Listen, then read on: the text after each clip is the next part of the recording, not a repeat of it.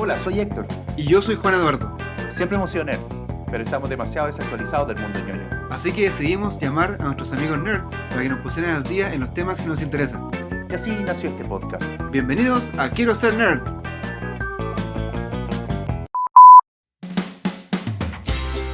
En el episodio de hoy hablaremos de películas y series.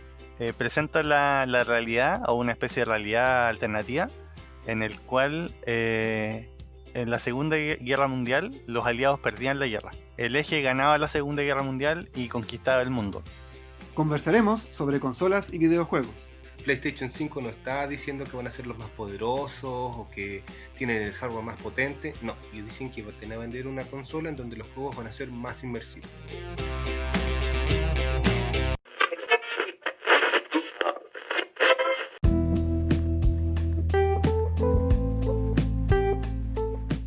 Bueno, lo primero es agradecer a toda la gente que nos ha escuchado estos primeros capítulos, desde el piloto hasta este, que es la tercera entrega de Quiero Ser Nerd.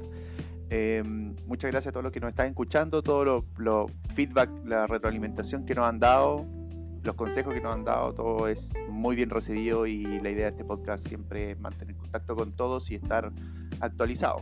Así que cualquier progreso que hagamos en favor de eso, bueno, vamos a tratar de hacerlo lo mejor posible, digamos.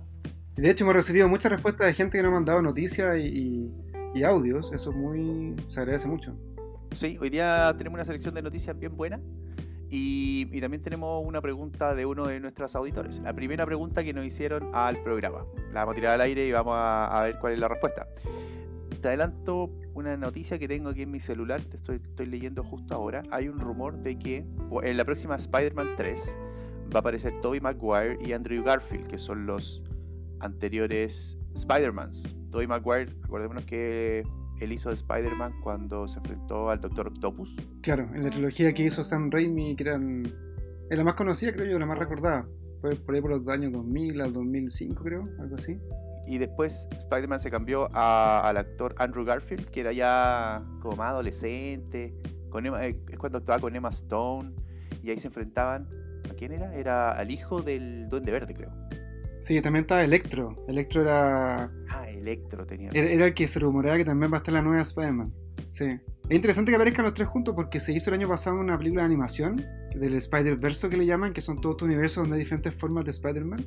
Es buena esa película. Tuvo nominada a Oscar, ganó el Oscar, creo, ¿no? Creo que sí, no estoy seguro, pero parece que sí. Y esa película tenía un protagonista que era Miles Morales, que es un Spider-Man de un universo paralelo a Peter Parker. Y se encontraba con diferentes versiones de Spider-Man. Había uno que era un cerdito, hay una persona que viene de un universo más anime. Era bien chulo. Esto debe ser medio parecido quizás juntando todos los Spider-Man. Muy interesante. Ojalá que se cumpla ese rumor. Sí. Estaría entretenido. Yo la vería. Oye, tengo la primera noticia que nos manda el Nacho sobre una serie que están preparando en este momento. A ver. Hola cabros, ¿cómo andan? Aquí vengo de nuevo con una noticia cortita. Les cuento que HBO hace un par de días solamente anunció que encargó una serie sobre Linterna Verde.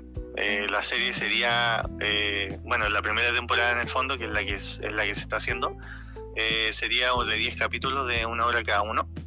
Y la idea detrás de la serie es seguir a los Linternas Verdes, que como los fans de DC Comics saben, no es una sola persona, sino que es una organización a nivel interplanetario. Son muchos Linternas Verdes que tienen el mismo poder, lo comparten todos. Entonces la idea sería hacer esta serie para seguir a 5 o 6 de estos Linternas Verdes en sus aventuras. Y el detalle está en que 2 de los Linternas Verdes principales, que son los de la Tierra, estarían fuera, no los estarían considerando.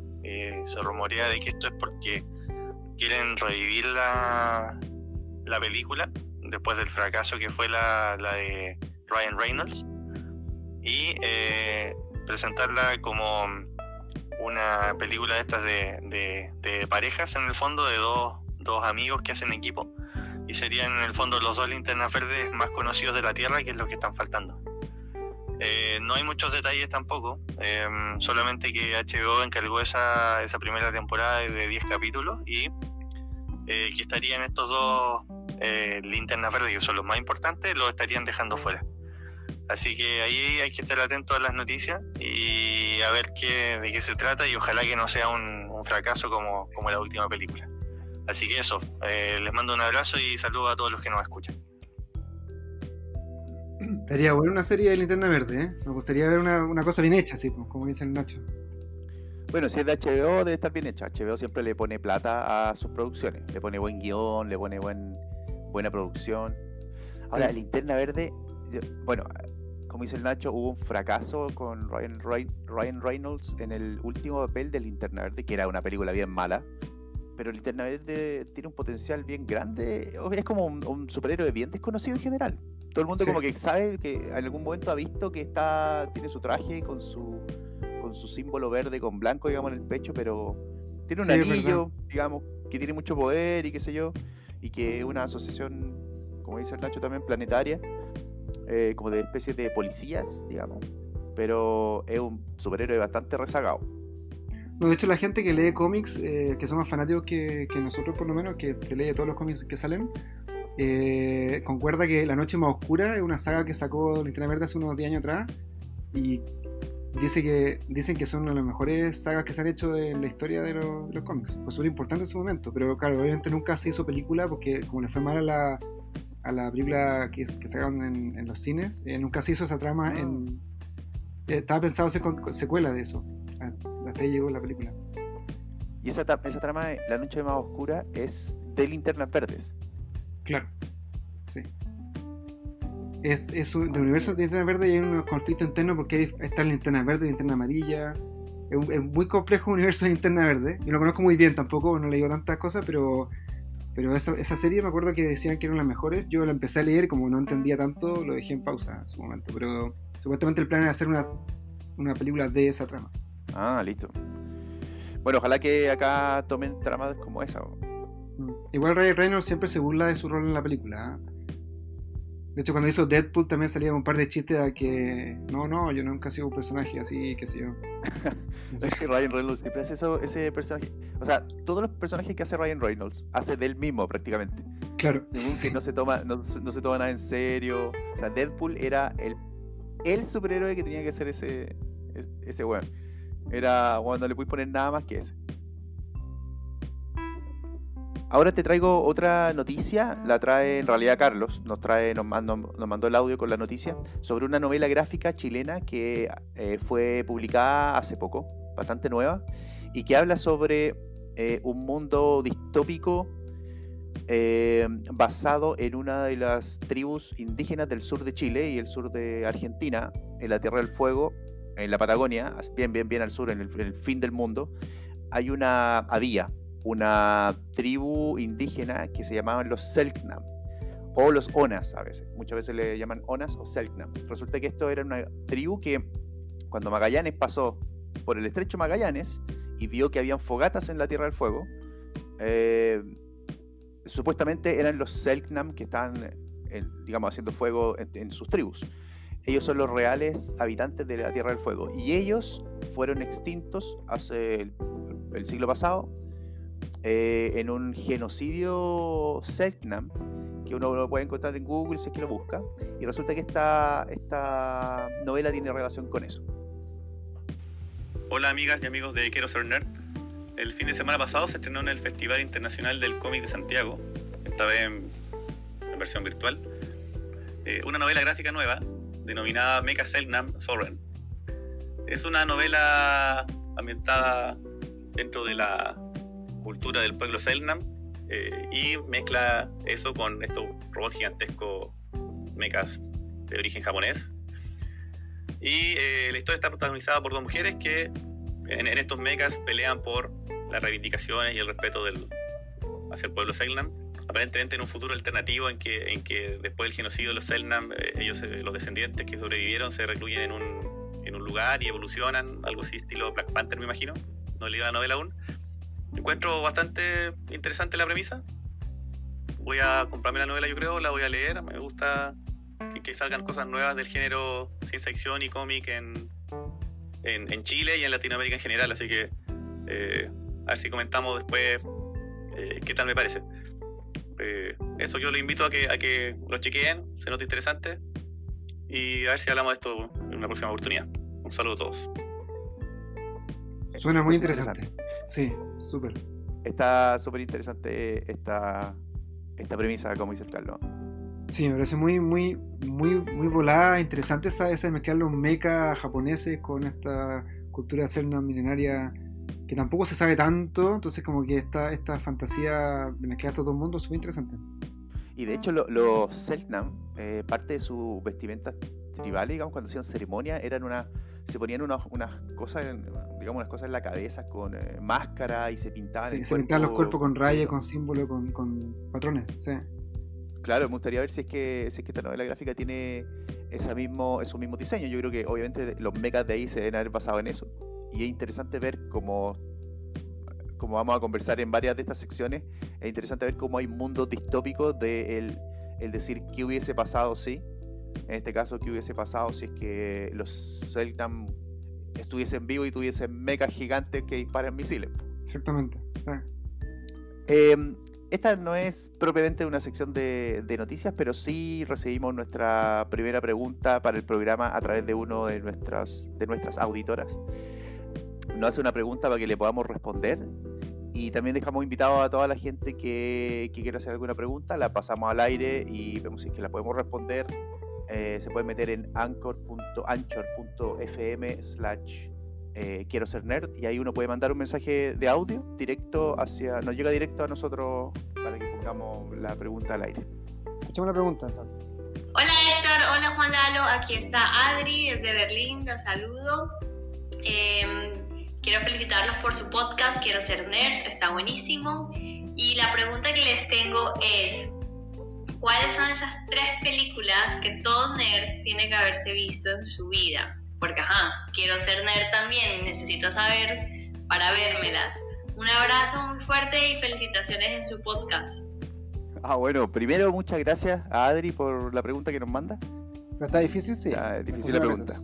Bueno, como no somos expertos nosotros, como nuestros invitados, le pedimos que nos guiaran un poco, que nos recomendaran nuestros colaboradores, que ya ustedes los conocen porque han estado como invitados en otro episodio, que nos contaran cuáles son los que ellos creen que son fundamentales. Y también se pusieron en aprieto. Tuvimos ahí unas discusiones de cuáles serían las que deberíamos recomendar, pero al final hubo humo blanco. Lo que sí vamos a responder la pregunta con las 3 más clásicas películas o sagas de películas, deberíamos decir, que todo nerd debería haber visto, y es ya una cosa de cultura general. Pero además de eso vamos a extender un poco el listado.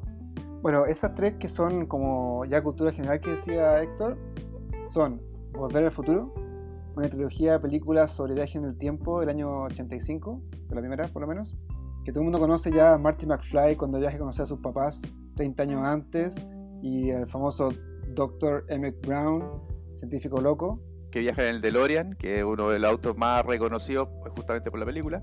Exactamente, y que no se ha podido hacer un remake nunca porque los personajes son tan inolvidables y la película completa es tan perfecta que hasta ahora no se le ocurrió a Hollywood hacerlo, y ojalá que no lo haga.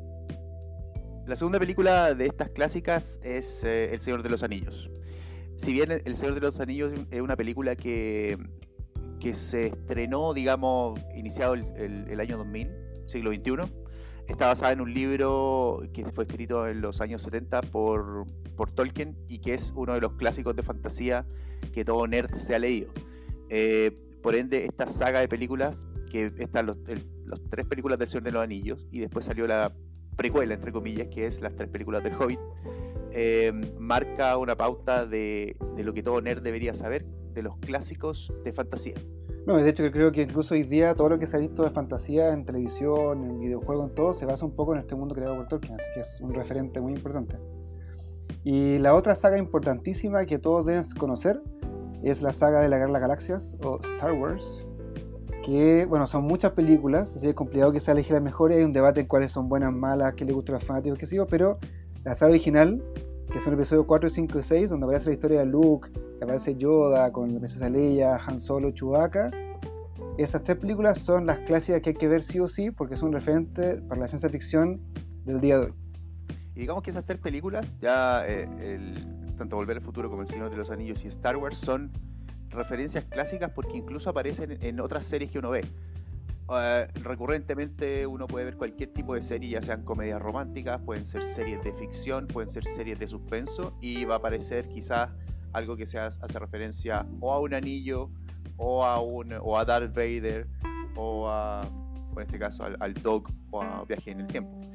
Esas son las tres. Ahora, como la discusión fue bastante acalorada entre todos nuestros expertos, el panel de nerds, agregamos otras listas de películas. Hay 3 películas que son un poquito más específicas y que todo nerd que quiere seguir avanzando por este camino debería poder verlas, o debería saber al menos de qué se trata.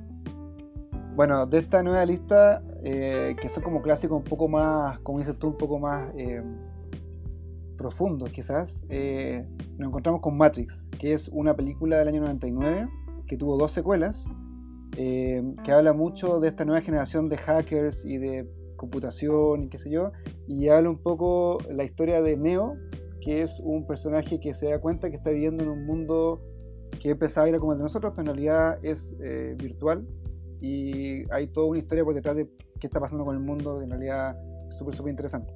También fue como una especie de referencia hacia después con muchas cosas. Tiene 2 secuelas, como dije, que no son tan populares quizás con la primera, pero se rumorea que va a ser una cuarta ahora, también protagonizada por Keanu Reeves, que es el que hizo Neo, así que puede que continúe ahora la saga.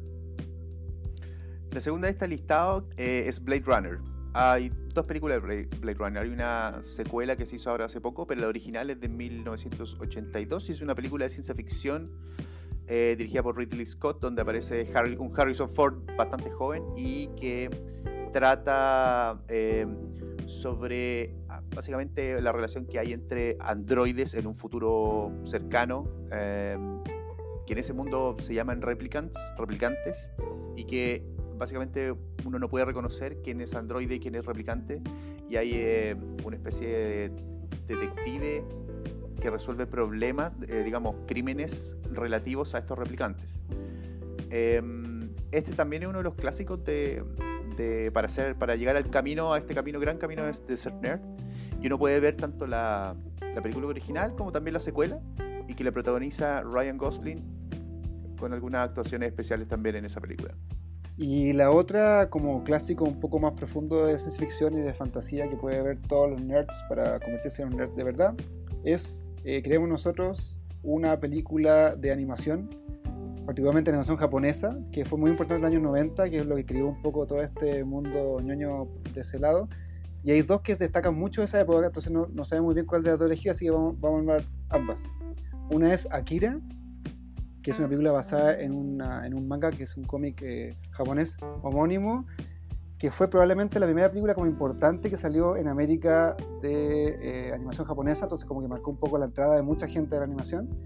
Y le sigue una que salió un par de años después, que se llama Ghost in the Shell, que también toma un poco todo este mundo más cibernético, futurista, como de hackers también. Y una de esas 2 puede ser un buen referente para entrar a este mundo ñoño más animación, ciencia ficción. Ahora, también de Ghost in the Shell también hubo un remake, digamos, live action, que actuaba... ¿Cómo se llama? Scarlett Johansson, claro. Scarlett Johansson actuaba en una Ghost in the Shell que fue estrenada también hace un par de años atrás. Esa nunca la vi, todavía no la he visto. Y después de estas 2 listas, hicimos una tercera lista, para que entiendan lo complicado que puede ser elegir cuáles son los grandes... las películas que uno tiene que estar viendo para convertirse en un nerd de verdad. Pero esta nueva lista, la tercera lista, es para las nuevas generaciones, algo más actual. Son películas que ahora, en este momento, hay que verlas, y que probablemente de aquí a unos años más se conviertan en clásicos del cine. Y que los nerds de aquí de 20 años más van a estar hablando de ellas como los clásicos de todos los tiempos. La primera de este listado es las películas de Batman.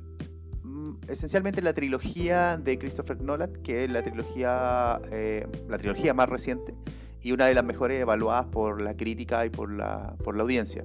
Esta trilogía descarna lo que es esencialmente Batman y todos sus traumas internos y sus fantasmas, y hay un desarrollo de personaje muy bueno con sus enemigos. En este caso destaca mucho el papel de Heath Ledger como el Guasón, donde ganó Oscar a Mejor Actor por esa actuación.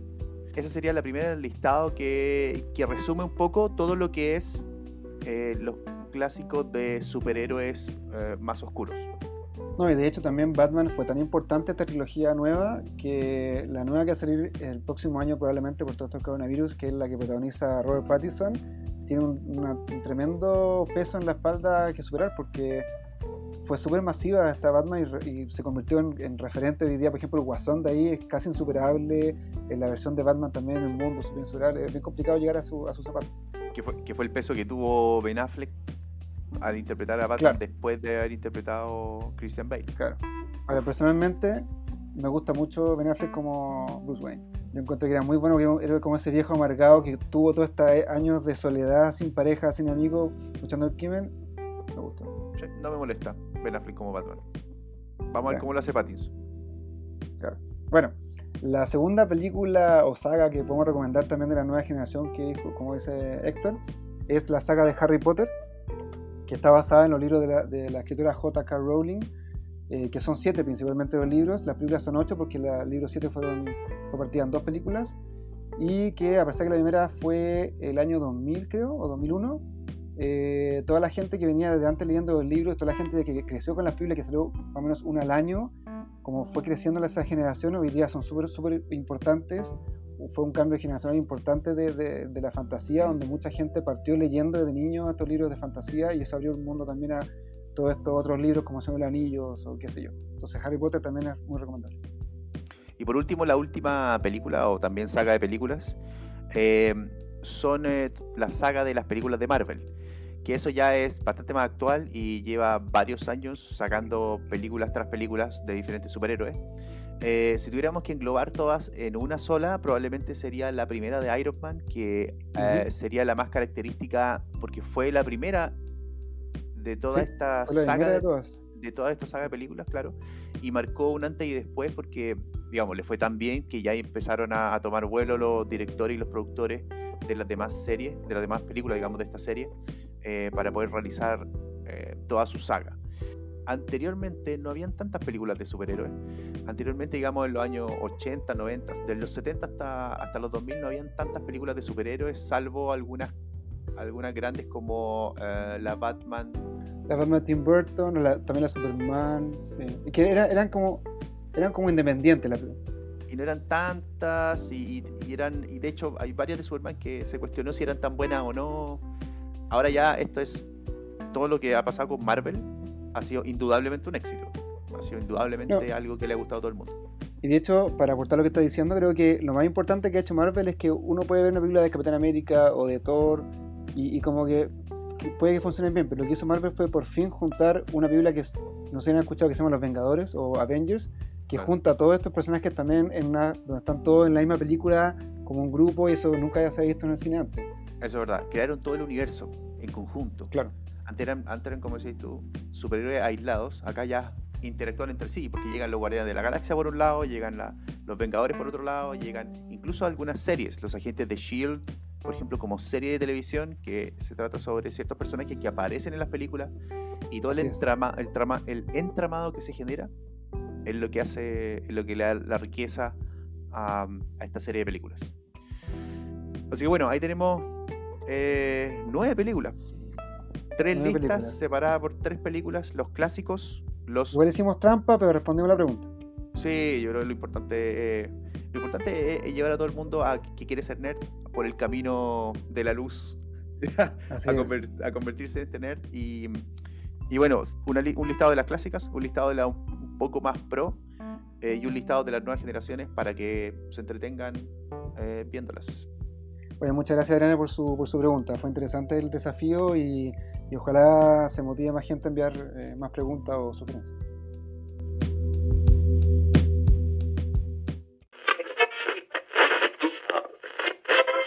El año pasado, el 2019, principalmente en Europa y en Estados Unidos, se recordó el inicio de la Segunda Guerra Mundial.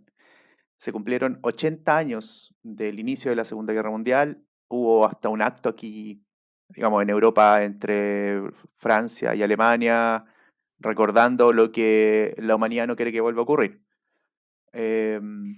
Y creo que, por lo menos hasta ese punto, es un poco inevitable pensar qué hubiera pasado si es que los nazis hubieran ganado la guerra, qué hubiera pasado si es que el mundo libre, entre comillas, hubiese perdido.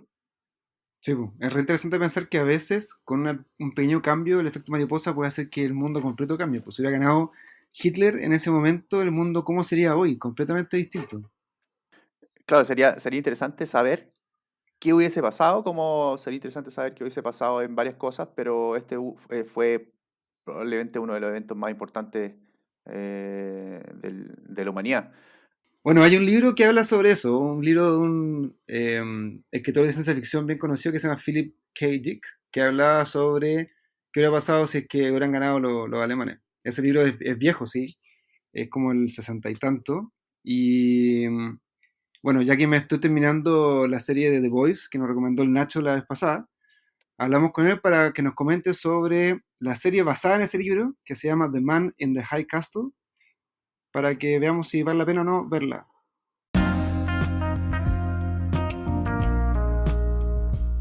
Ignacio Muñoz es ingeniero informático de profesión y cinéfilo por pasión. Los servicios de streaming de películas le cambiaron la vida, así que se inscribió en todos.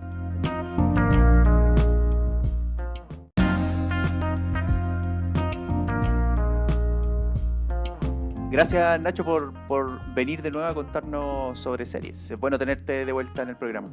¿Cómo están, cabros? Qué bueno estar de vuelta. Ustedes saben que me encanta estar aquí compartiendo con los que escuchan y con ustedes, obvio, recomendaciones de serie y de otras cosas. Así que aquí estoy de nuevo. Bacán. Acá siempre es bienvenido, Nacho. Oye, para esta semana tenemos una serie que junta unas cosas que a mí me gustan harto, un concepto, ¿no? Que es básicamente ciencia ficción y historia. Y aquí estamos hablando de The Man in the High Castle, que se traduciría, entendería yo, como... El hombre en el castillo se llama el libro, en español. Eso, el hombre en el castillo. Claro, el hombre en el castillo alto, si que queréis traducirlo de forma como literal, pero sí, está bien. Cuéntanos, ¿de qué se trata esta serie? ¿Dónde está? Mira, en realidad partamos por el principio, como dicen algunos. Que tiene relación con dos temas que también a mí me gustan mucho. Que uno es el tema histórico y el otro tiene que ver más que con... O sea, es ciencia ficción obviamente, pero tiene que ver con algo que se ha dado bastante en cuanto a series y a películas, que es un concepto que los gringos definen como un what if. O sea, ¿qué hubiera pasado si?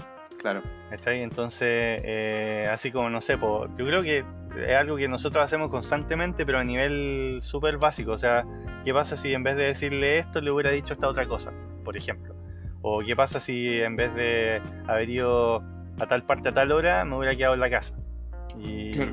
y hay anécdotas bien cuáticas con respecto a eso. Me acuerdo de una de un actor, que ahora no me acuerdo el nombre, pero un actor que tenía una cita para un papel o una reunión con un ejecutivo y se quedó dormido y no alcanzó a llegar, y esa cita era el 11 de septiembre del 2001 en las Torres Gemelas. Wow. Así que ya saben lo que le hubiera pasado si es que hubiera llegado a la cita, pues. Claro. Entonces esta serie, casi sin caer en spoilers demasiado profundos obviamente, se agarra de ese concepto de un what if o un qué hubiera pasado si, y presenta la realidad o una especie de realidad alternativa, un futuro, un presente, porque ni siquiera es un futuro, es un presente distópico en el cual en la Segunda Guerra Mundial los aliados perdían la guerra. Entonces, o sea, los nazis y los japoneses, el eje, exactamente, el eje ganaba la Segunda Guerra Mundial y conquistaba el mundo. Eso, bueno, se ha hecho hartas veces la pregunta, pero a nivel de estudio, así, a nivel histórico. Y la verdad es que el objetivo de los nazis y de las fuerzas del eje no era conquistar el mundo, pero no importa. Entonces, ¿qué pasa con esto? Con que Europa está entera bajo dominio alemán, y Asia y está bajo dominio japonés, y más en las islas del Pacífico y Australia y todo eso. Y lo curioso es que Estados Unidos, como perdió la guerra, también cayó bajo sus enemigos, entre comillas, y está mitad de Estados Unidos en manos nazis y mitad de Estados Unidos en manos japonesas. Entonces tienes la costa oeste hasta más o menos las montañas Rocallosas, con lo que se llaman los estados pacíficos japoneses, en el fondo, que es una especie de protectorado japonés en el territorio estadounidense. Y hay una zona entre medio que es como una especie de zona neutral, como muy, muy parecida a la que hay ahora entre las dos Coreas, una zona de desarme. Y el lado derecho del continente, que es la costa este, es el protectorado, los estados del Reich en América, así se llama más o menos. Aquí estoy viendo un mapa, claro, sería por ejemplo, en el efecto práctico, sería japonés todo lo que es California, Seattle, Alaska, incluso Chile, sería Perú, Chile, por lo menos lo que me sale acá. Uh-huh. Y para la parte este sería todo lo que Texas, Miami, Estados Unidos, parte de Canadá, Groenlandia, parte de Brasil, toda Europa, África, todo eso sería nazi. Alemán. Exactamente. En este mundo distópico. Sí. Ahí obviamente que los nazis se sacaron la taja de torta más grande, pero entonces funciona de esa forma. Y en este futuro alternativo, o en este presente alternativo, Hitler todavía está vivo. Es un hombre mayor, digamos, no sé, pues 80 años. Ya está. ¿En qué época está situada la serie? Perdón, ¿es como más moderna? Entonces, no digamos que es años 2000, es como los años 60, 70, más o menos. Son como 30, 40 años después de la guerra. Y Hitler ya está viejo y están pensando ya en quién lo va a reemplazar. O sea, a ese nivel. Ok. ¿Me fijáis? Y bueno, ese es el presente en la serie. ¿Y qué es lo que pasa? Que por debajo del dominio nazi en el lado derecho del continente y japonés en el lado izquierdo existen obviamente las resistencias. Entonces la serie sigue a 2 o 3 protagonistas que descubren una serie de videos que los produce este Man in the High Castle, que por eso se llama así la serie, que son en ese momento no existían ni discos ni cintas de video, sino que eran de estas películas en carrete, o sea, de rollos de película. Como con cinta. Exactamente. Y iban girando en una maquinita y y cuando se acaban tienen que cambiarla y bueno, esa. Ajá. Entonces, estas cintas son totalmente disruptivas porque muestran realidades alternativas. Para esa realidad, ponte tú, una de las cintas que muestran es a los aliados ganando la guerra, o sea, lo que pasa en lo que pasó en realidad en la historia. Claro. Había otra cinta que mostraba, por ejemplo, que habían hecho un golpe de estado contra Hitler y era otra persona la que gobernaba. Entonces, la gente que ve la cinta queda como ¿qué onda? O sea, ¿cómo es posible esto? Porque la cinta es videos como si lo hubieran filmado. ¿Te fijas? No es montaje así como con gente actuando, no, sino que es como si alguien como hubiera... documental, no como una cámara testigo, ¿ya? Como si alguien hubiera grabado de la tele lo que pasa en estas realidades alternativas para la serie y lo hubiera metido en una cinta. ¿Te fijáis? Y en una parte muestran la cinta de la realidad alternativa de los aliados ganando y ese es como ver un documental ahora de historia que, por ejemplo, los aliados en Iwo Jima levantando la bandera, ¿cachai? O sea, cosas. Claro. Entonces esa es la premisa de la serie, parte por ahí. Entonces los protagonistas empiezan a investigar de dónde diablos sacan estas cintas y cómo es posible que alguien las haya grabado y todo eso. Y ahí me imagino que es una interacción entre la resistencia que busca la cinta y también la inteligencia de los regímenes que están buscando también la cinta. Claro. Sí, o sea, eso y además de eso hay metida gente que está en el tema por la plata, por ejemplo en el lado japonés, están los yakuza o la mafia japonesa, Mafia. exacto, que se pone en contacto con la resistencia porque a ellos les interesa ganar plata nomás, ¿cachai? No les importa mucho quién gane. Y además de eso está la contrainteligencia de los alemanes que buscan a la resistencia, y además se produce un tema que es como un paralelo a lo que pasó en realidad, que es que existe una tensión súper fuerte entre japoneses y alemanes, que es lo que pasó en Alemania entre los rusos y los americanos. Entonces hay como una especie de guerra fría entre alemanes y japoneses. Y Perfecto. entonces, Qué interesante. Pues son las dos potencias que ganaron, entonces están exactamente. amenazándose una con otra, me imagino ahí. Ahora seguís tú, digamos. Justamente, y eso ahí te presenta varias cosas como quién tiene la ventaja. Por ejemplo, el tema de a diferencia de lo que pasó en la historia real, los alemanes sí tienen la bomba atómica y los japoneses no. Entonces los japos tampoco se atreven a levantarse mucho contra los alemanes, justamente porque ellos tienen la bomba.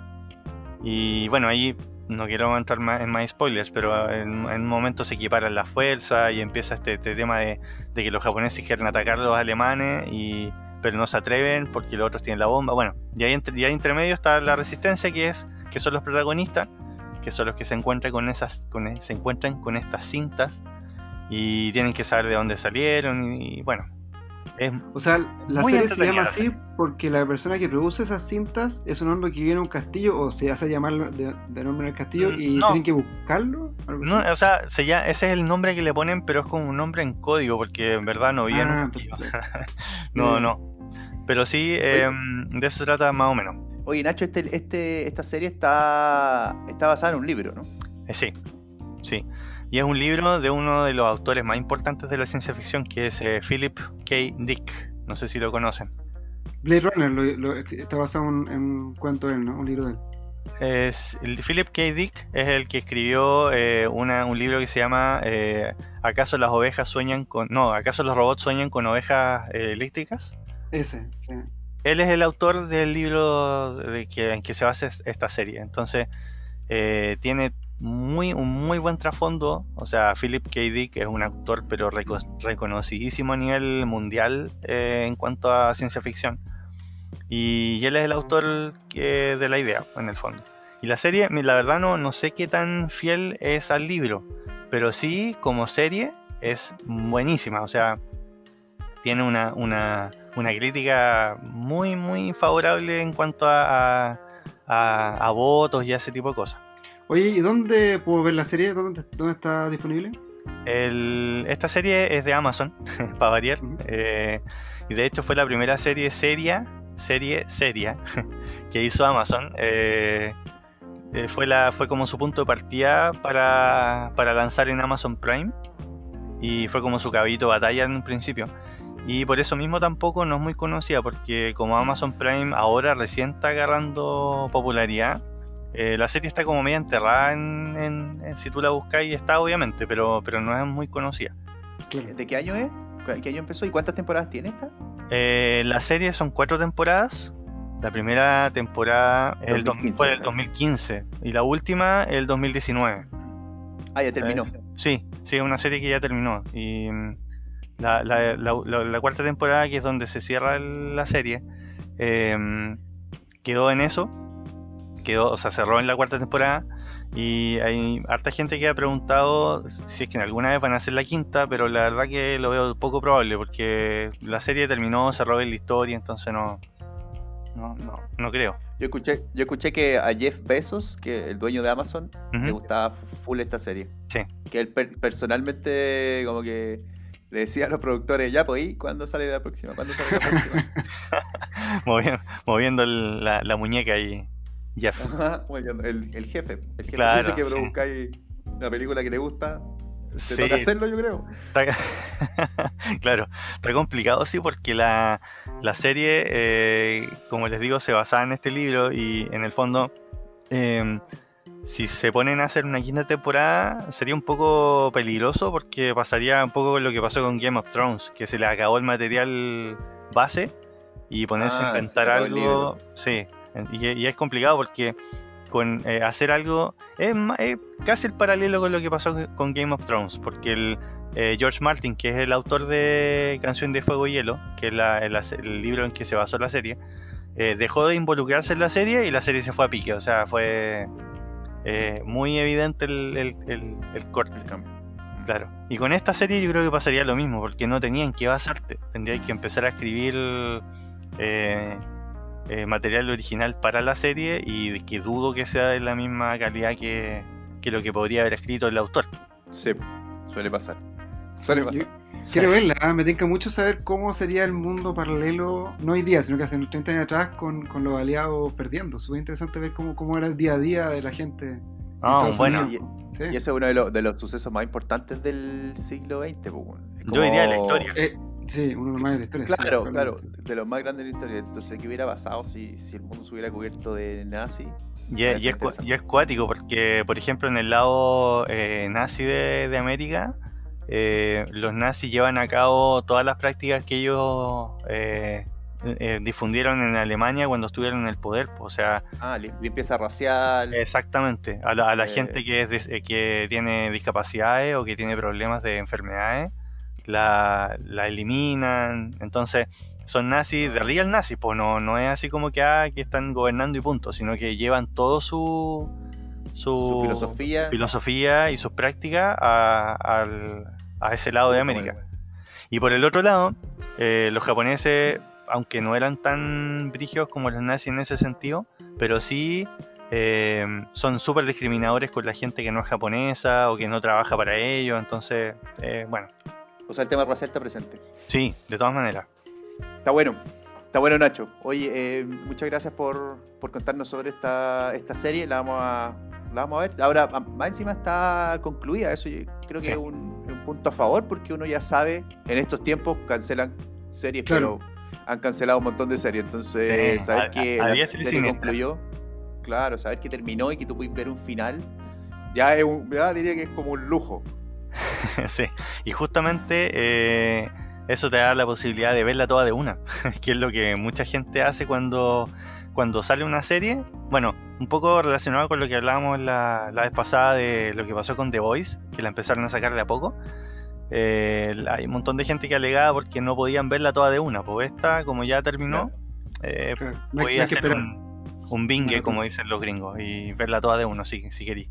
Y tampoco son temporadas largas, ojo, porque son 4 temporadas de 10 capítulos. No, es cortito. No, O sea, son te da 20. No, y así que no son 24, claro, son No. 10, mucho más potable verla en un Son- fin de semana realmente de corrido. una maratón. Sí, maratón. son capítulos largos, sí, duran 1 hora, un poquito más cada uno, pero son, en el fondo, en un fin de semana fácilmente podéis verte 2 temporadas de una, si es que te dedicáis. Qué agradable. Está bueno. Sí. Está bueno, entonces se viene su maratón el próximo fin de semana. The Man in the High Castle en Amazon Prime. Amazon Prime. Gracias, Nacho. No, pues Sí. nada, chiquillos. Gracias a ustedes por invitarme de nuevo. Y ahí, ya saben, pues cuando quieran volver a juntarnos, aquí estoy. Listo, Lo un vamos a abrazote. Muchas gracias, un Ya, abrazo. pues, abrazo a ustedes. Chau. Chao, chao. Chao, chao.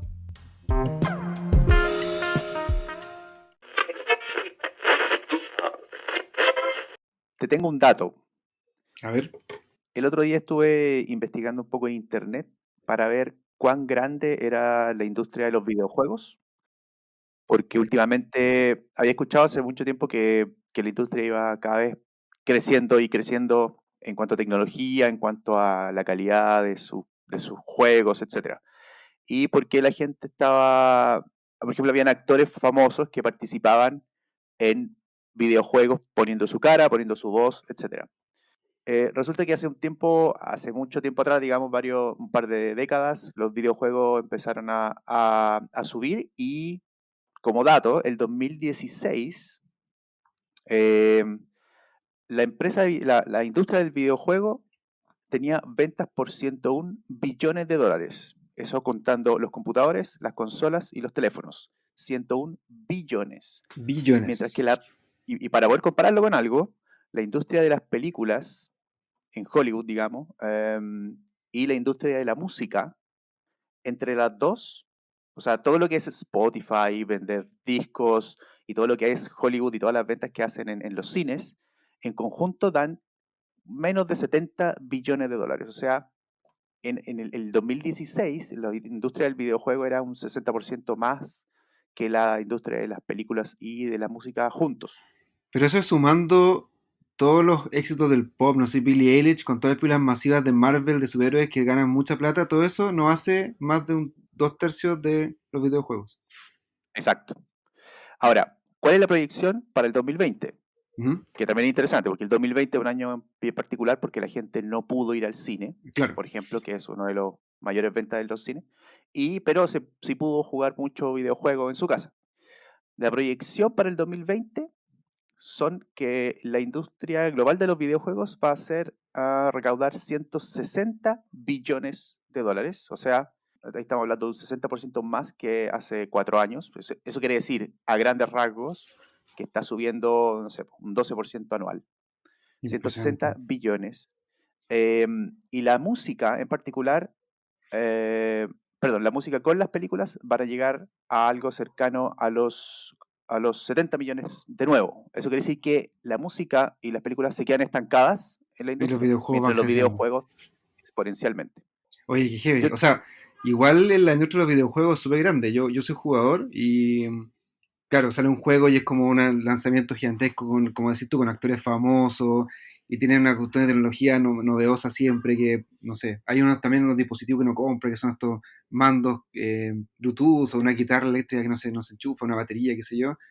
Pero nunca pensé que iba a ser tanto. Impresionante que en 4 años casi 60% más y las otras industrias se imagínate. quedan pegadas.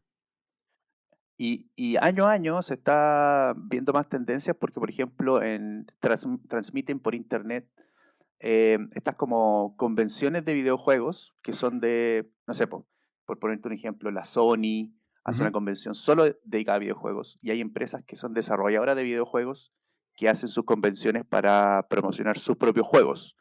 Eh, eso indica que tienen un público cada vez más creciente, y eso sumado con la calidad que tienen los videojuegos hoy en día, las historias que tienen, las actuaciones son actores, como decíamos, de Hollywood, que ponen su cara, hacen estas animaciones, ¿cómo se llama? Digamos, ellos ponen los cuerpos, Ujú. hacen de dragón y qué sé yo.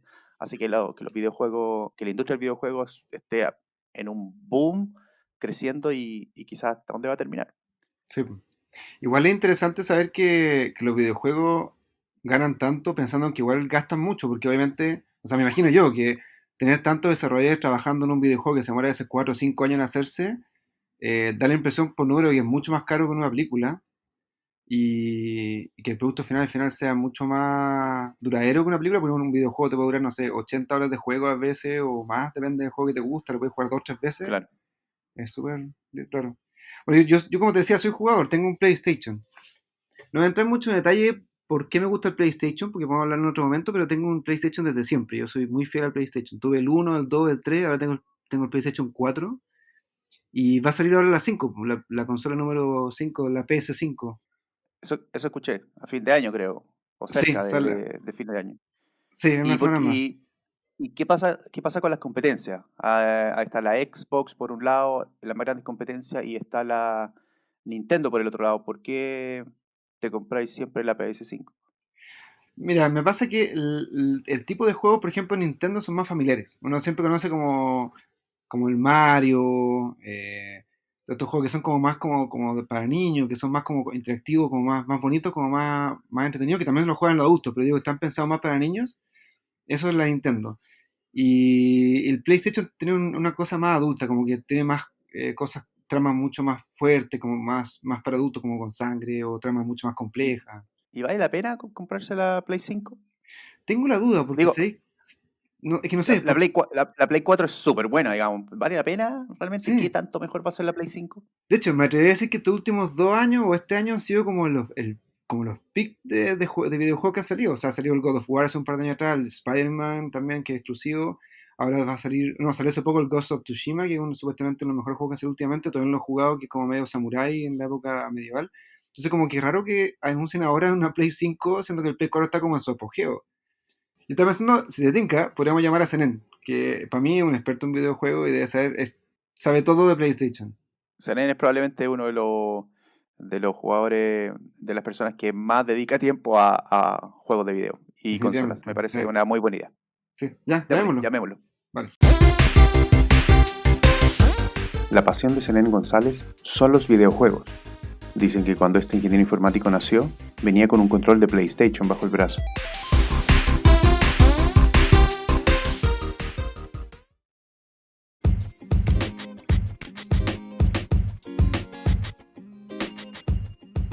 Zenén, ¿cómo estás?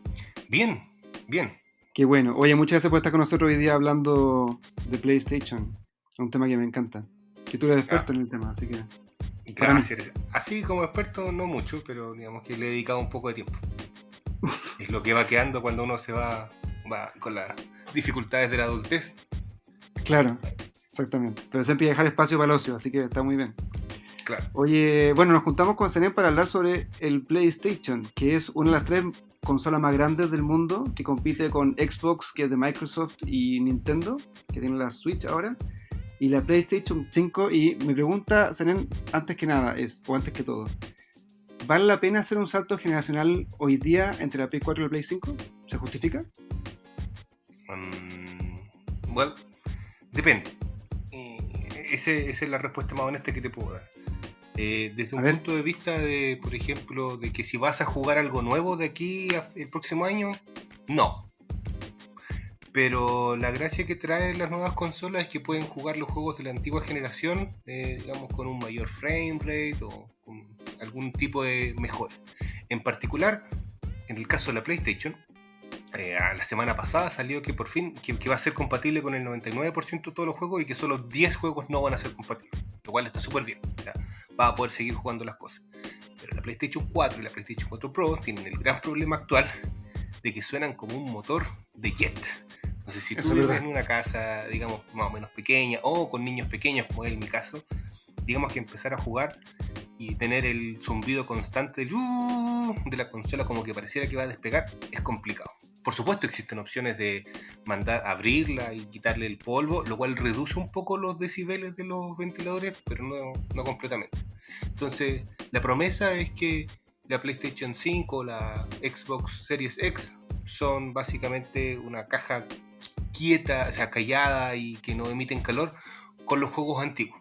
Entonces, si lo que te molestaba o si lo que te impedía jugar era el ruido o te estresaba, claro, cambiarte una solución súper buena, dado que las dos consolas, la de Microsoft y la de Sony, son compatibles con casi todos los juegos anteriores, supuestamente los corren mejor, sin ningún tipo de ruido ni nada, entonces sí conviene, si eso es lo que te quiere. Ahora, si el ruido o esas cosas no te importan, entonces no hay nada. Hay 4.000 juegos de PlayStation 4, por ejemplo, de los cuales 3.900 van a ser compatibles con la PlayStation 5. Ahora, en PlayStation la gracia es que los juegos de PlayStation 5, los que sean exclusivos para PlayStation 5, van a salir solo en PlayStation 5, no van a salir en ninguna otra parte. En cambio, en la Series X, todos los juegos que salgan exclusivos para Series X van a salir también en PC y probablemente incluso para la Xbox, que está la actual, a través del Game Pass. Entonces no hay un salto, por así decirlo, a nuevos juegos o series o a software que ocupen el nuevo hardware. En el caso del PlayStation 5 particular, sí. La promesa es que el próximo año o desde el próximo año vamos a ver juegos que van a ocupar exclusivamente las nuevas habilidades de la consola. Entonces, la pregunta es, el próximo mes sale, que es en noviembre. ¿Conviene comprarse en el día 1? De nuevo, depende si lo que te molestaba era el ruido o no, pero no hay ninguna otra diferencia en los primeros meses. La PlayStation 5 tiene una mejor RAM, tiene por fin las consolas tienen un procesador que no es de celular, porque la PlayStation 4 y Xbox One es un procesador de celular, ahora tiene un procesador de notebook. ¿Qué significa que no sea de celular? O sea, ¿cuál es la diferencia práctica entre que sea de celular y que sea de notebook? Es la robustez que tienen a ejecutar cosas. Entonces, que no se cae, o digamos. Claro, o que, por ejemplo, pueden ejecutar cosas más complejas durante mayor tiempo sin calentarse y derretirse. ¿Eso implica que se puede jugar juegos con mayor requerimiento técnico? Claro, pero en el apartado, por ejemplo, de la complejidad de la inteligencia artificial de los monos o en decisiones que se tengan que tomar.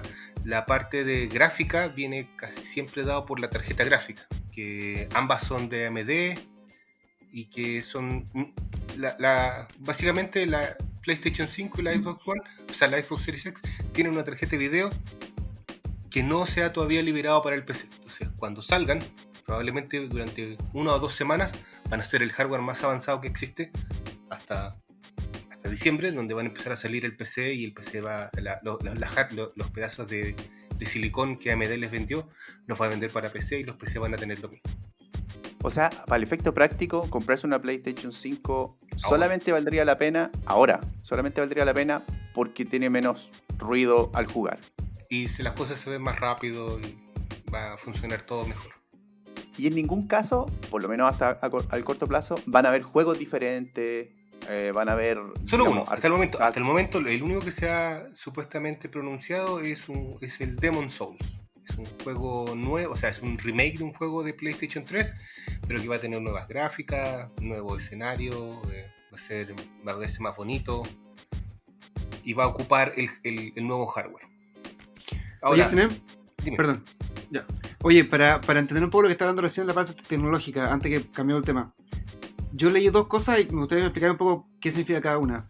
Porque, por ejemplo, leí que el Spider-Man de Play 5, o sea, de Play 4 lo pusieron en el Play 5 y se demora en cargar, creo que 2 segundos. Cuando generalmente se demora, no sé, pues 30 segundos, 1 minuto entre que uno aprieta el botón y que cargue, qué sé yo, esa parte que dice loading todo el rato. Pero como caso automático, ¿eso es memoria o es tarjeta de video? Eso es disco duro, no disco duro. Memoria. El disco, la gracia de las nuevas consolas es que vienen con un disco duro en estado sólido, que supuestamente es como 10 veces más rápido que los discos duros que giran. Pero en el caso de la PlayStation... los discos duros de estado sólido son como un USB, como... Claro. Vendrían a ser así, o sea, no tienen ninguna parte mecánica. Es un disco de estado sólido, es que no tiene partes mecánicas, sino que toda la memoria se guarda como en chips internos en vez de magnéticamente en disco, como se hacía antiguamente. Porque antes giraban como Exacto. un CD, digamos. Entonces, ¿cuál es la ventaja que tiene un SSD sobre un disco? Cuando los CD o estos discos magnéticos giran, a la velocidad que giren, son lecturas secuenciales. Entonces el cabezal tiene que justo leer y el disco tiene que girar a cierta velocidad y la lectura que puede tener está, digamos, limitada por la velocidad que gira el disco. Entonces los discos, para que giren, por ejemplo, más rápido, son más caros porque tiene que ser mejor hardware y todas esas cosas. Pero de todas maneras tiene una limitante física a la velocidad que puede girar el disco. La gracia que tienen los discos estado sólido es que tú puedes acceder a lo que quieras instantáneamente, a cualquier parte del disco. Okay. Y en este caso la PlayStation 4 tiene de los discos que giran y sí. La PlayStation 5 tendría el de estado sólido. Claro, pero aquí fue donde Sony, como te decía, empezó a hacer cosas especiales. Porque la consola de Sony no es solo un computador más grande, más potente, que tiene solo más RAM y una mejor tarjeta de video, sino que tiene cosas especiales, tiene hardware específico que lo hace más una consola. O sea, que tiene, digamos, un hardware que solamente esto lo puede aprovechar. Que no sirve para todo, pero para lo que sirve muy bien. En el caso, por ejemplo, de la PlayStation 5, los tipos inventaron o desarrollaron una tecnología para discos de estado sólidos que, punto corto, duplica a la velocidad, digamos, tiene una velocidad que es más grande, es el doble más grande que el disco más rápido que estaba a principio de año. Okay. Entonces, básicamente todas las cosas que puedas cargar, se puede llenar la RAM, puede llenar toda la capacidad de la consola casi instantáneamente. Por eso que lo que Juan Lalo decía es que podían un juego cargarse en 2 segundos o 5 segundos en vez de 20 segundos. Sí, porque la otra cosa que te iba a comentar yo era que vi un tráiler de un juego que se llama Ratchet & Clank, que trataba como el reboot, pero la versión 2 que va a salir supuestamente el próximo año para Play 5, y mostraba una escena de un mono cayendo por diferentes como portales de universos paralelos, y cada vez que pasaba el portal cambiaba todo el fondo en un mundo completamente distinto y no se demoraba nada en cargar cada cambio de mundo, era como automático. O sea, caía por un portal, un mundo completamente desértico, después caía por... Y me sorprendió realmente que nunca he visto una cosa así rápida en un juego, por lo menos. Eso es lo mismo que haces tú, ¿no? Como por el disco duro. Y eso es lo importante de estas nuevas consolas. Porque si bien actualmente no hay ningún juego, ningún programa o nada que le saque partido al hardware, en los próximos años los que hacen juegos van a empezar a dejar las limitantes de la PlayStation 4 o de la Xbox One. que tenían estas limitantes de tiempos de carga y cosas así, y se van a hacer juegos que solamente pueden ser ejecutados en la nueva generación de consolas. Porque, por ejemplo, esto de cambiar todo el mundo a medida que pasa un portal no se puede hacer actualmente. No, la carga de objetos, digamos, pintados por el computador no te alcanza el ancho de banda para poder pintarlos, para poder leerlos. No es solo pintarlos, es para poder leerlos del disco. Entonces con estos nuevos discos de estado sólido ultra rápidos, van a poder levantar esa limitante. Entonces va a poder en un segundo leer 10 gigabytes de información. Significar los colores, las figuras, las posiciones, todo. Y esa es una de las ventajas que tiene en particular.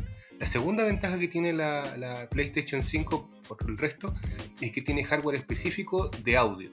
Y esa es la parte como novedosa, en el sentido en que actualmente el audio lo tiene que calcular el procesador. Entonces el procesador tiene que perder ciclos en ver de dónde viene el audio, digamos, encodearlo, reencodearlo, meterle algunas desviaciones y después se entrega en el audio seco. La PlayStation 5 va a tener un hardware específico solamente diseñado para eso. Algo exclusivo solamente para el audio, como las tarjetas de video son exclusivas solamente para la gráfica. Exacto, así como antiguamente las tarjetas de sonido eran tarjetas aparte, estos tipos tienen hardware aparte para eso. El punto 1, esto le quita carga al procesador principal, así ya no se va a necesitar un procesador principal que haga tantas cosas, o vas a poder hacer más cosas en el procesador principal, porque el audio, como es procesado por otro hardware, más encima tienen, digamos, cocinado dentro de la tarjeta de la PlayStation 5, que el audio se mezcla al final. Entonces tú puedes hacer un montón de cosas antes que el sonido llegue a ti o lo que estás mirando llegue a ti. Pero de nuevo, para que eso sea útil, los programadores o los diseñadores de videojuegos tienen que ocuparlo. Y todavía no lo van a ocupar. Por ejemplo, en la PlayStation 3, de la vida útil que tuvo, los diseñadores de juegos empezaron a hacer juegos que realmente ocupaban digamos, su hardware a la mitad del ciclo. La gracia que tuvo la PlayStation 4 es que como era una arquitectura súper sencilla, que venía del computador, y había muchas personas que ya sabían, pudieron empezar a sacarle el partido al segundo año. Llegaron como al máximo, a la mitad del ciclo, y después empezaron las mejoras son sutiles, son súper importantes, pero son sutiles. Eso quiere decir que la PlayStation 3 fue subutilizada, después la PlayStation 4 la utilizaron en toda su capacidad, y ahora es de esperar que la PlayStation 5 también la utilicen en toda su capacidad cuando diseñan los juegos, ¿no? Claro, esa es la idea. La idea, lo que dijo el diseñador principal, el arquitecto de la consola, es que el objetivo de la consola es que los diseñadores rápidamente lleguen a tomar el mayor potencial de la consola. No se demoren todo el ciclo de la consola para que salga algo único. Entonces, ¿cómo lo hacen? Básicamente hicieron, digamos, un montón de software para que los diseñadores puedan hacer las cosas más fáciles. Entonces les dicen, oye, si tú vas a trabajar con sonido, ocupa este software que internamente le envía la información al procesador específico. Entonces alivian la carga al procesador principal. Y así empiezan digamos, toda la carga a distribuirse entre todos los pedazos de silicón que hay adentro para poder tirar algo. Oye, SN, ¿y esto del Play 5 se sabe ya cuándo sale, cuánto va a costar, o no hay información todavía? No, sí sale el próximo mes. Pero las preventas, salió... Eso es noviembre. Sí, exactamente. Noviembre. Creo que sale entre el 12 y en una parte del mundo y el 17 la semana siguiente en el resto de las partes. Pero actualmente las preventas están todas agotadas. Todo el mundo que podía haber comprado una PlayStation 5 por antes, ya la compró. No. ¿Te la compraste, no? No, te digo... ¿No te molesta el ruido todavía? No, a mí me molesta bastante, pero digamos que se agotaron los primeros 10 minutos, así que yo no alcancé a comprarlo. ¿Y se sabe cuánto va a costar? Sí, los precios oficiales son $499 o 499 euros y $399, 399 euros. ¿Por qué?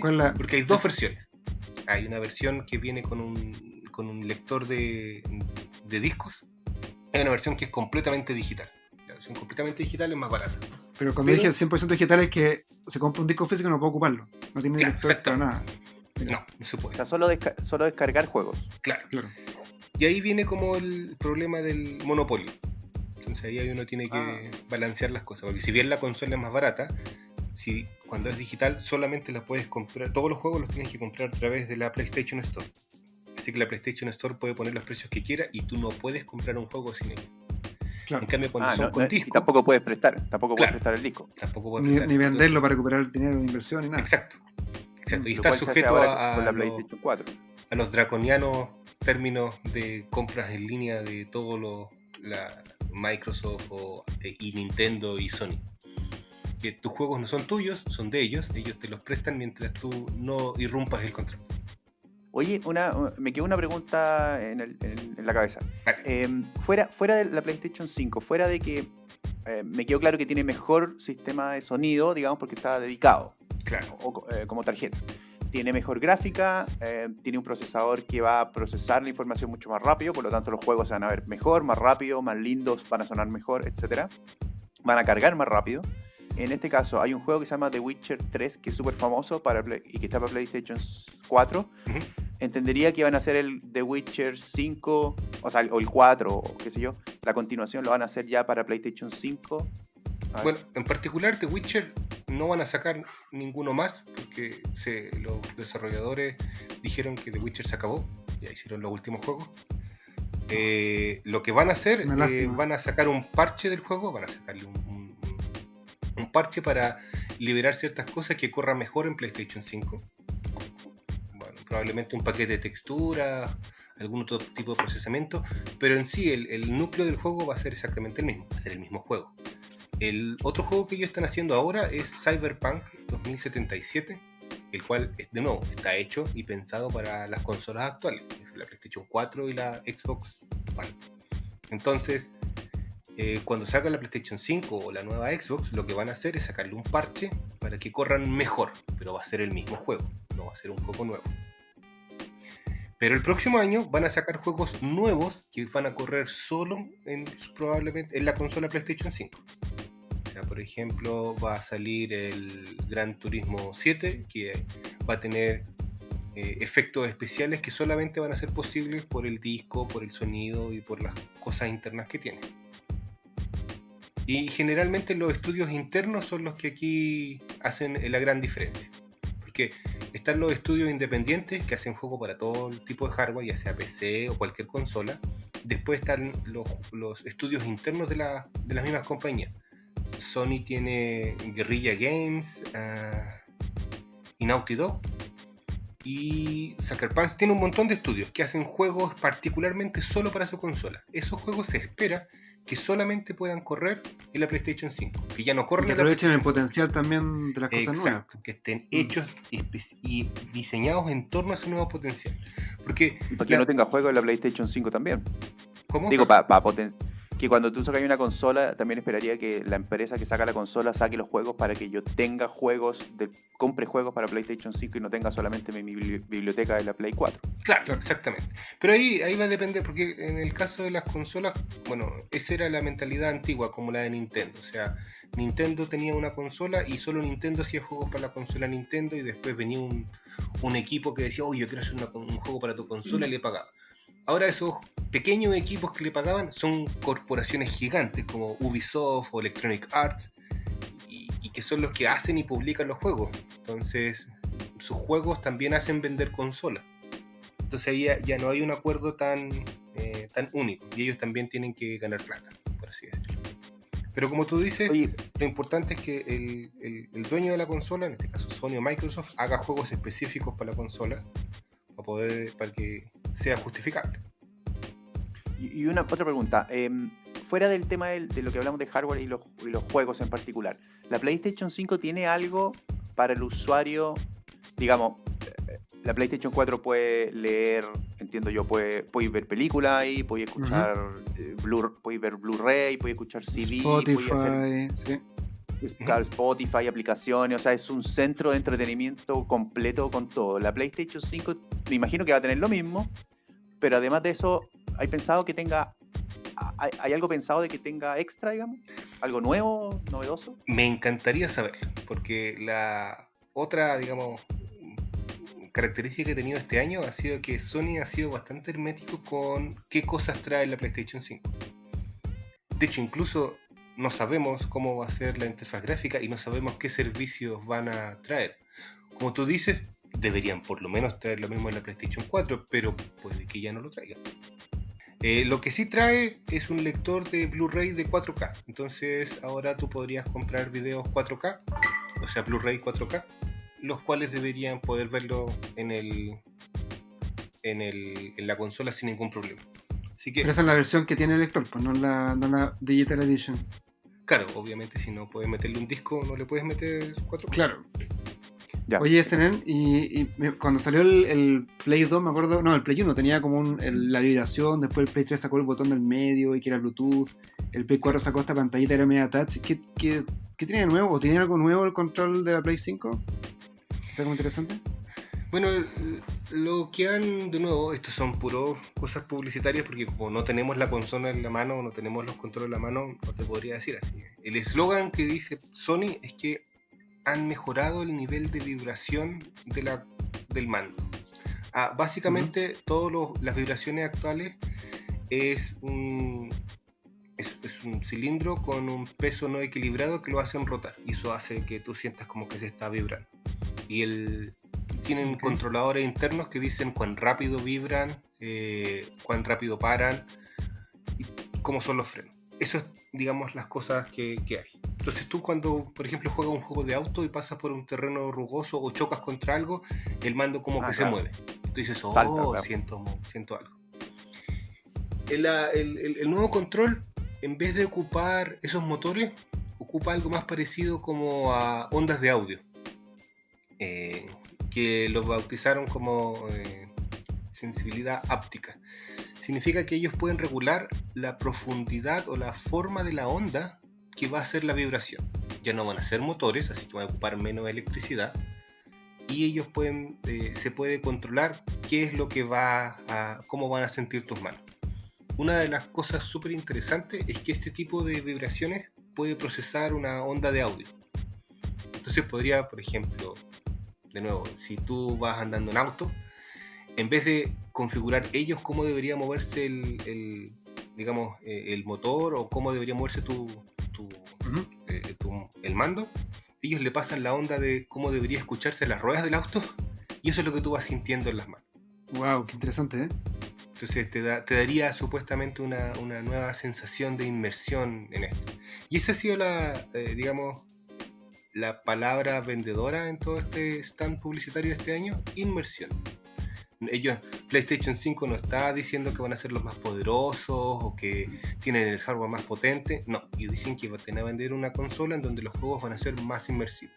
¿Se acuerdan el chip de audio que les contaba? Bueno, lo van a ocupar, por ejemplo, para poder proveer a la persona que está escuchando con sonido estéreo tridimensional de verdad. Significa que dependiendo de lo que está haciendo el mono, van a poder torcer las ondas de sonido para que tus orejas escuchen como si tú estuvieras adentro. Mira. O sea, si hay un objeto que está detrás tuyo arriba, tú vas a poder escucharlo en esa posición. Claro, porque en realidad tú tienes dos orejas, así que escuchas estéreo. Pero claro, la cavidad de las orejas, esas pequeñas protuberancias o rugosidades que tienen, hace que el sonido en realidad rebote de manera distinta y llegue con ciertos desfases a tus oídos. Entonces tu cerebro los procesa de manera distinta y así como la vista estéreo te hace ver en 3 dimensiones, la diferencia de esos dos ruidos tu cerebro los procesa y puede calcular, por ejemplo, la distancia. Así como tú puedes saber que algo está rebotando atrás tuyo con escucharlo, si está cerca o está lejos, digamos con eso. Entonces lo que van a hacer con ese motor o todo ese hardware de audio especial es hacer creer a tu cerebro de que la pelota está donde ellos quieren que está. Y tu cerebro va a tener que reaprender de que está ahí. Pero una vez que lo haga, esa cuestión va a ser algo distinto. Impresionante, sí. Mira, dan ganas de probarlo, pero falta parece para poder comprarse la Sony cosa. siempre mete como chiches de este tipo en las consolas. por ejemplo, en la PlayStation 3 metió no es que haya sido el primero, pero metió uno en el control, metió unos receptores que podían medir la inclinación del control si estaba saltando. Y había un par de juegos que lo ocupaban, por ejemplo el Uncharted o uno refome que era uno de dragones, donde tú movías el control y el movimiento del control daba otra sensación al juego y funcionaban re bien, pero uno necesita que los desarrolladores lo ocupen para poder encontrarlo, si no es un pedazo de hardware que no existe. Bueno, oye, Senen, qué interesante todo esto. Ojalá que podamos probar pronto el Play 5, porque como está agotado, creo que nos falta un rato, pero súper interesante. Sí. Vamos a estar pendientes a la salida. Una de esas, cuando ya la probemos, podemos conversar un poco de qué tanto estas cosas son ciertas y cuáles fueron al final. Eso sería ideal. Sería ideal porque hasta el momento todo lo que tenemos son promesas. Promesas de que va a funcionar callada, de que va a funcionar rápido, de que los efectos de sonido van a ser espectaculares y que el control te va a permitir sentir cosas que no sentías con los juegos anteriores. O sea, puras cosas que esta consola hace que en la anterior no existe. Pero sería re interesante, por ejemplo, a fines de noviembre, cuando eventualmente uno pueda comprarla en una tienda y jugar con ella, ver si realmente era así. Sí. Bueno, nos gustaría saber tu primera impresión. Sí. Juntarnos de nuevo para que nos cuente las noticias que están confirmadas y después cuando compres la PlayStation nos contéis tu impresión en la jugabilidad y cómo es. Vale, ningún problema. Súper. Listo. Muchas gracias. Muchas gracias a ustedes por Muchas gracias. Nos vemos. Chao.